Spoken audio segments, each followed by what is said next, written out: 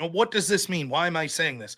Because I think this isn't written in stone, but I think what's likely to happen is I'm going to become a full-time streamer. We're going to do a little channel update stuff. I had mentioned at the yesterday's show, or yesterday's update. I don't know. I have to be very careful about what I could talk about. For those that don't know, I saw a couple people in the comments that were asking what I do. My job is I do home health care with adults with disabilities, so autism, other diagnoses you see are like bipolar, intermittent explosive disorder, dementia, others, but mostly people that you would consider intellectually disabled. I'll just be vague, but I'll say this. One of the things that's occurred is that there are different types of bad things that could happen to people's health. Some of those might be physical, some of those might be illness, some of it may be acute, some of it may be chronic, some of it might be psychiatric. And unfortunately, a person that I deeply care for is now it's compounding in a day by day issue. And I don't know if I will be in the position to provide care for that person any further. And unfortunately, or fortunately, depending on, I guess, how you look at it, I'm uninterested in working in this field anymore if I can't be with the person that I've spent the majority of this past 14 years with. I don't have it in me anymore. I just don't have the heart to start anew. I don't. So I'm very much in flux. I do not know what my job's going to look like a month from now, 2 months from now, 3 months from now. I don't know, right? This is going into last night. So there is sadness, first and foremost, primarily for a person who to me is basically a member of my family, who I've spent literally a third to a half a week every single week, except if I take vacation, for 14 years with. And to watch them struggle with their health. And then on top of that, added salt into the wound is I'm supposed to be the person that he looks to help take care of him. And I there's nothing I could do. It's out of my field of control. It's of the nature that it's not something that like, hey, Rob, could you do the Heimlich maneuver and solve this health crisis? It's not of that nature. And so that's a lot of like, it's very much depressing for me. It sucks, right? But we talked about that last night. Let's table that. It also is a weird spot because I have a family. I have to provide for my family, and I don't know what my future looks like as far as my job. This job that I have, the credentials for it are like basically you need a GED. I make basically 21 bucks an hour is what I make. But I make decent money because I work 90, 100 hours a week. Black Jaden, thanks so much for the membership. Thank you. Says hopefully this isn't bad news. I guess it depends on how you look. It's bad news health wise, but I'm still appreciating those prayers and nothing's final. So with my future going on with my job, I don't know what that's going to look like. It's out of my hands. One of the things when you do, and this is being very vague, but this is just true of this line of work. Any sort of healthcare job, particularly when you're working in a person's home, you're not guaranteed employment. Like, for example, the idea with what I do is you want to work yourself out of a job. The idea is to help these people with intellectual disabilities have a meaningful life in their own terms of what meaningful is. And ideally, you could help them progress to the spot where they don't need 24/7 care. Maybe they only need someone stopping in 8 hours a day. That's the idea. And so it's a very weird line of work where you're basically trying to work yourself out of a job. But it could also happen the other way, where maybe someone's health becomes critical to the point where you're unable to provide that sort of care that they need in their home anymore. And now maybe they have to go to a more traditional medical facility. And so I don't know what my future holds with my job. What I can say is this, I'll be vague about this. I think that there are some opportunities that maybe I'll be more at liberties to talk about in the near future. And I will just say that I'm not going to go into detail about any of it, even if it occurs. I will be transparent anytime I'm in a working relationship with someone. So let's say theoretically Glenn Beck's team would call me and say, hey, Rob, we'll happily pay you a sum of money to do videos on our channel. I wouldn't tell you how much money I'm being paid, but I would say, hey, full disclosure, I'm now a member of Glenn Beck's team. I'm paid by Glenn Beck, or what the Blaze, I think it's called. By the way, that's not what this is, just a hypothetical. No one at the Blaze has called me or anything.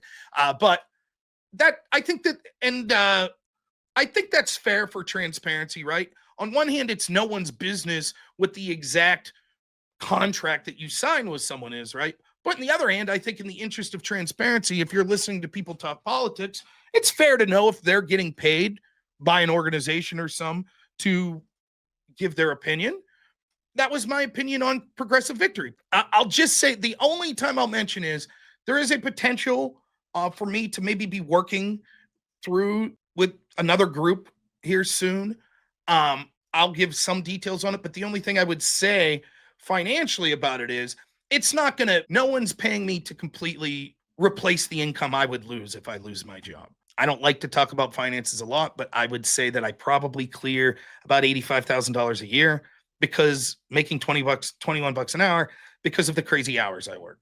Like, I know it sounds ludicrous, but I'm telling you, I average like 85, 90 hours a week.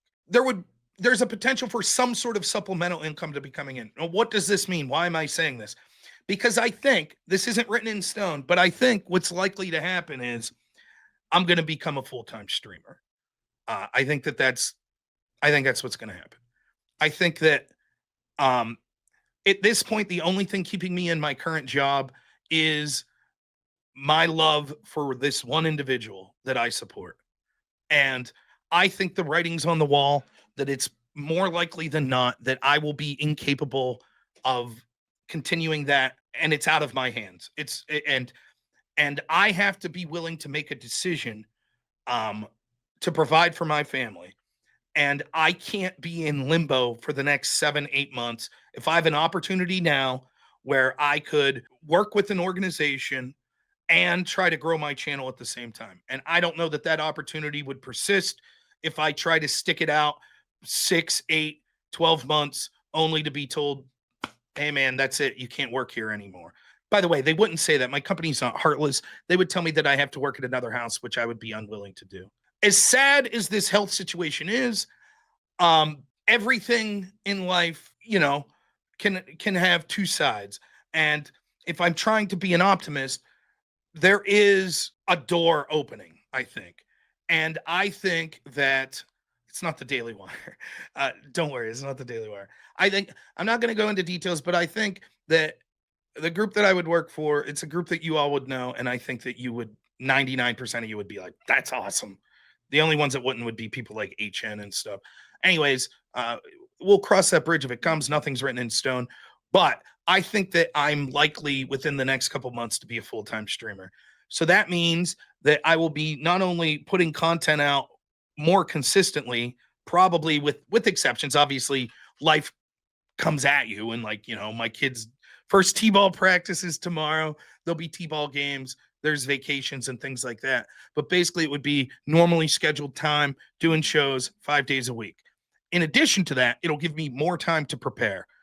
I'm not going to be working 100 hours a week. So if I have time to come up here before I'm streaming and actually do research and stuff like maybe I used to be, I think that it would be better content for the show. What I'm going to do is once I make this decision, which I'd say there's a 96.3% chance that I'm basically going to become a full-time streamer within the next 3 months.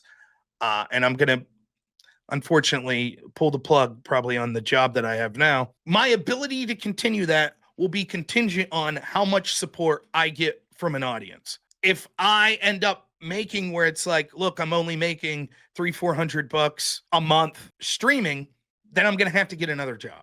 But I've saved up money, and I think that now is the best time with, maybe an opportunity for other sorts of supplemental income.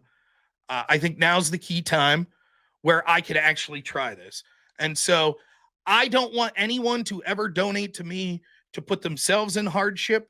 I don't want people to feel like I don't appreciate you if you're not donating. I don't want that at all. I don't care if you've ever given $10,000 to me, or if you've given $2, or if you've given none. I do appreciate people. I really do. And look, if I was a millionaire, I would love, like my friends like Drone Tech Politics or Sarah Kane or Let's Be Frank or Aircraft Sparky, streamers that aren't making big bucks. I'd love to be bankrolling them. I would, but I don't, and I can't. And so I don't expect that from other people. But to those that can give, I will be appreciative. And I think that, we're going to fill it out. And I think that, I'm going to give it a good shot for 6 months to a year, and we'll see what happens. If it looks like I'm not, after putting in that time, that I'm just not successful enough to do this, then I'll look to getting another job. Now, that wouldn't mean I'd be done streaming. I'm not saying that. But that might mean I have to go back to more of a schedule that you see now, where I'm working a job full time and then streaming is my secondary. Mr. Ubercross, thanks again for 20 bucks, says, I think getting some partnership that reduces the variance of risk of streaming in order to expand your channel, that makes sense. Even if it doesn't replace your income off the bat, it's a calculated risk. That's absolutely the case. And that's what I've said for a long time. If you just jump into streaming as your sole source of income, like both feed in, the problem is I'm at the whims of YouTube, right? YouTube tomorrow could be like, channel banned. Then what? What do I tell my wife? What do I tell my son? Oh, sorry, I quit my job to do this YouTube thing, and 2 weeks in, I got banned, and now, and look, I love my audience, I do, but let's be honest. If all of a sudden you didn't see me for like a month on YouTube, a lot of you would be like, "Oh, I didn't even know Rob got banned," and I would be over on Rumble with 40 people watching. It's just the way it works. I'm the same way. I'm the same way. You get used to watching something on a platform like YouTube, and when someone gets banned, you'll be like, "Oh yeah, I haven't seen that guy's videos in a while. I wonder what happened to him." That's just the way it works. So, as sad as the circumstances of me leaving my job are, one last thing I'll say, me leaving my job does not mean I will be leaving the relationship with that person that I've supported for 14 years. At this point, that person is family to me. I am closely associated with their family, and I would still be in that person's life, but I'm not going to be there 100 hours a week. I can't do that. And it might be a situation where it would be visits to a facility as opposed to me providing service for 100 hours a week. I don't want anyone to think, well, to be honest, I don't mean this rudely, but I guess I don't care what people think on that sort of stuff. I know that the person I support will know what's in my heart, and I know his family will know what's in my heart. And I guess that's what's important. But just to let you all know, it would not be a situation where I would just say, well, that's it, I wash my hands. I'm not saying that. It's tough, man. It's tough. Healthcare is brutal because you get attached to people, and then maybe you'd be like, hey, I want a raise. And it's like, yeah, there's no raise coming, man. You're not going to make very good money, but you don't want to leave because you feel like you're leaving these people that need you. And so it's a very difficult situation, but I think my hands at this point, it's sort of taking it out of my hands because I don't know that I'll be able to provide the care necessary. I would not make a decision like this without my wife, who supports me in all ways. Every little bit of any enjoyment that you've ever gotten in this channel is only possible because of my wife, because we have operated as a team, because she has taken the brunt on childcare responsibilities, maintaining house responsibilities. Oftentimes, this is my hobby. This is fun for me. Some people play video games. This is what I do. I don't play many video games, right? So I'm up here doing my hobby while my wife's downstairs doing dishes. My job, first and foremost, is to be a provider. That's it, no matter what. I don't want to be one of these people, like friends I've known in my life, that are like, hey, I got kids and a wife, but I'm going to quit my job because I'm in a band. And then they can't provide for their family. I never want to be that. That my first priority is to be a provider for my family. And my wife knows that. And we came to this decision together. So I think that we're both in agreement. And one of the things that you have to think about is, what kind of father am I going to be if I'm gone 100 hours a week, every week? I go in Saturday at 2 p.m. and I come home Wednesday at 2 p.m. What's that going to look like when my son's playing baseball? So I think this is an opportunity. I might not, at least initially, be making even near the money that I'm making at my current job, but I think the benefits, the upside far outweighs the downside. So we're willing to take that risk together, my wife and I. So thank you to Mrs. Noor, to Courtney. So that's sort of the update in the channel, where I will be looking for you all's support, and we're going to make a go of it, and we're going to see if we can do it consistent. And I think that I'm going to bet on myself that if I'm able to put in more time, more consistency, I'm going to be working with a good group of people, and I think that it's going to grow my channel substantially. That's what I think. And I think that I'll be able to provide content that people appreciate, and hopefully that'll show in sort of the donations I'm getting, and we'll get at least close to breaking even to what I had. That's the goal, to be close to any sorts of supplemental incomes I have, plus then my streaming, to be close to making what I was making when I was full-time double time, basically working 90 hours a week. So hopefully I'll have more details in the coming weeks about sort of the exciting group that I could be working with. I think you guys are going to be pleasantly surprised. I think it's going to lead to more views for me, and I think it's going to lead to collaborations. And I think that the nature of it will be that I think that I will instantly, exponentially increases my chances to be on places like with Alex Stein, Piers Morgan, those sort of platforms. I think that I'll have Tim Pool. I think I'll have a very good shot of having a better relationship with those sort of groups. And my philosophy is that my concern, obviously, first and foremost, is my family and providing for my family and all of that. And it does become a little different because right now, streaming's just a hobby to me. It's not my job, right? Any money I make here is absolutely, I'm grateful for it and welcome. But if I lost my channel right now, tomorrow, and kept the job that I have, I would still be able to provide for my family. This is a hobby. Once it becomes your job, things are different. That doesn't mean that you're selling out. It just means maybe you're not so quick to drop certain slurs or whatever that maybe you wouldn't have cared about before. You have to be thinking like, hey, I can't be doing things, try to avoid using terms like the word that starts with C and ends with D that we referenced the pandemic about. Previously, it'd be like, I don't care. Maybe it means when you're on with certain people, you're a little more hesitant to misgender someone because you can get banned. So hopefully I'll have more news. I will say this: part of a precondition of me working with anyone is having editorial control over what I say. So I would never work with someone that tells me you have to say that. Well, that's not true. I could work with people that tell me I have to say something, like in the form of an advertisement. If, like, for example, if I took money from someone and they were like, hey, we want you to promote our beverage, it would be a lie of me to say, I'll never let someone tell me what I have to say. Well, that's different, right? But as far as editorial control over the content of my show, I'm absolutely certain that the people I'll be working with do not agree with everything I think politically, and they don't care. And so I think that won't be a problem. But that's it. I'll still, you're not going to see like a radical change. I'm not going to work for the Daily Wire and all of a sudden I'm going to be like, yeah, we need to send Israel all the money. Like, well, I don't know what. That's not what I said last week. Oh, you're full of it. Like, no, I'm still going to come up with my own opinions. But that's the gist of it. That's sort of the opportunity I'm looking at. So, again, what I will not be doing is talking about actual financial relationships or details of a contract or anything. What I promise to do is be fully transparent anytime that I'm working with any organization or individual when it comes to a financial relationship. And because I do not want to be in the situation where people feel that I've misled them because I was being paid by some organization and then maybe I was less critical of that organization that people thought I should have been, or more positive of them.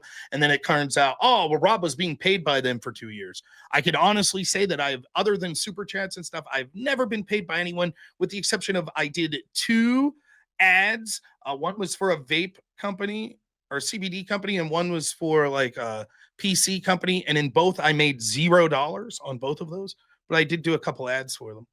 Anyways, thanks guys for tuning in. Oh, check this out. I happen to have some Sour Patch Kids. Wow. Sour Patch Kids. Anytime I need that quick pick-me-up at 11:04 at night when I'm talking politics, I like to reach for Sour Patch Kids. My personal favorite are the orange ones, but you'll like all the flavors like red, blue, and maybe even green. Sour Patch Kids. Give it a try.